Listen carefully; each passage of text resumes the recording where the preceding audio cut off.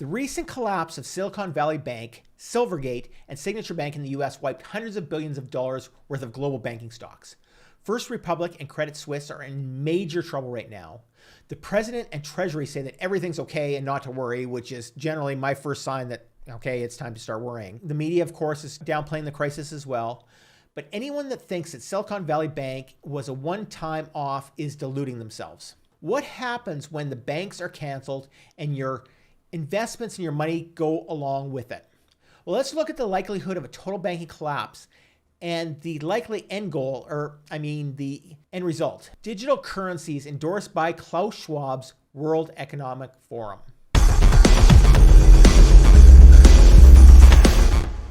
Welcome back to Renegade News. I'm your host, Glenn Kowalski. Every week on this channel, we discuss how entrepreneurs and other freedom lovers just like you can build cancel culture-proof businesses, create a bigger impact in their business and in the world, and completely break free from the system. About $30 billion was borrowed from the Federal Reserve during a period of 1 week in March 2023. Nearly half of that money, $143 billion, went to holding companies for two major banks that failed in recent days, Silicon Valley Bank and Signature Bank.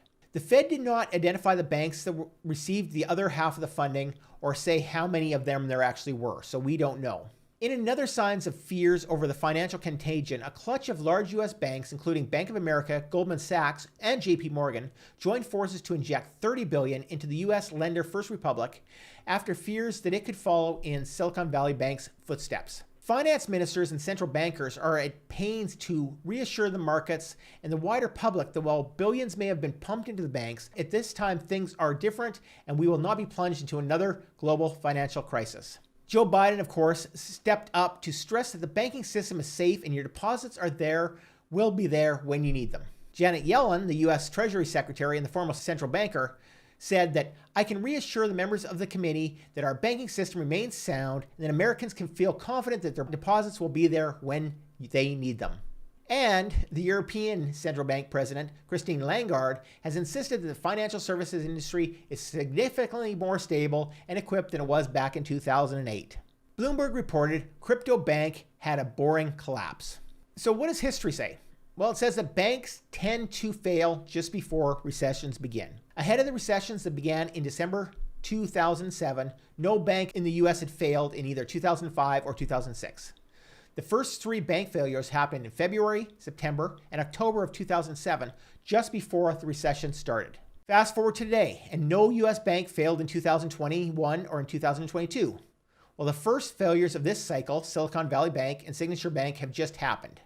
So if history is any guide, the start of bank failures that puts pressure on and predates an economic recession could mean that recession is more imminent than most people anticipate. The financial markets have become hooked on the stimulus that has been provided by the central banks.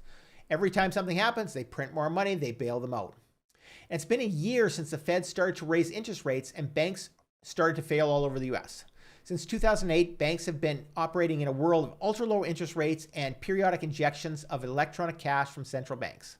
Originally seen as a temporary expedient on the highly stressed conditions after the collapse of Lehman Brothers, cheap and plentiful money became a constant prop for the market. And over the years, there was debate about what could happen where central banks were to raise interest rates and to suck out the money that they had created into the financial system. Now we know. Raising interest rates to rein in inflation has deflated housing bubbles, sent share prices plunging, and left banks nursing big losses on their holdings of government bonds. There are three classic signs that a recession is coming to the US. First is a downturn in the housing market. House building is already down 20% in the past year, so that means that downturn has already happened.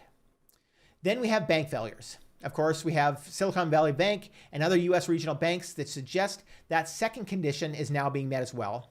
The other sign is that there's a raise in the unemployment rate of 0.5%. So far, we're already up 0.2%. So what do people think is going to happen if banks were started to cancel? Well, most people believe that without the existence of a central bank, or without the existence of a bank at all, it would be hard to purchase items or to store money. They think you couldn't take out a bank loan to borrow money for homes, cars, and other personal matters. Instead, everything would need to be purchased in cash. But it's not safe to carry a lot of cash since it's hard to keep track without an online counting system. If we did not have banks in the world, there would be a lot of chaos and confusion. What really would happen is we would cancel cash entirely and we would introduce central bank digital currencies. And every day we inch closer to this mythical cashless society. And this is a transition that is great for the companies that manage the digital money system, but it's terrible for the rest of us. From the WEF websites itself, the question is no longer if digital cash will arrive, but when and how. Today, 90% of central banks are developing central bank digital currencies, CBDCs, and 62% are experimenting at the proof of concept stage. The share of countries developing a CBDC or running a pilot doubled from 14% to 26% between 2020 and 2021. Central banks in nations representing about 1/5 of the world's population will likely issue general purpose CBDCs in the next 2 years. So in short, these currencies will be exclusively digital, which means that there will be no physical copies of them anywhere, no physical cash, and at the same time, they will be programmable. That is, certain information could be embedded within these coins or within these currencies. Brett Scott, the author of Cloud Money, Cash, Cards, Crypto, and the War on Our Wallets, said that I might find it useful to use an elevator to get to the top of a skyscraper, but that doesn't mean I want the emergency stairs removed. In many senses, cash is like an emergency stairs, the resilient payment system that doesn't go down when the hurricane hits. Well, let's look at, first of all, who wins in a cashless society and why the WEF is pushing for it so hard. First of all, we have, of course, the banking sector. Banks operate the infrastructure underpinning mainstream digital payments. A combination is of fees charged for providing the service and the sale of data collection during transactions strongly incentivize banks to encourage cashless over cash. Next, of course, we have the payment companies such as Visa and MasterCard. They have an obvious stake in boosting cashless transactions since anyone paying cash is outside of their system and thus they're not paying directly with fees and they're not giving them their personal data. Next, we have financial technology or fintech companies. As well as providing payment services, much of these businesses are in the automation of processes such as loan agreements and insurance claims. Cash as an offline form of money doesn't gel well with these automated systems, of course.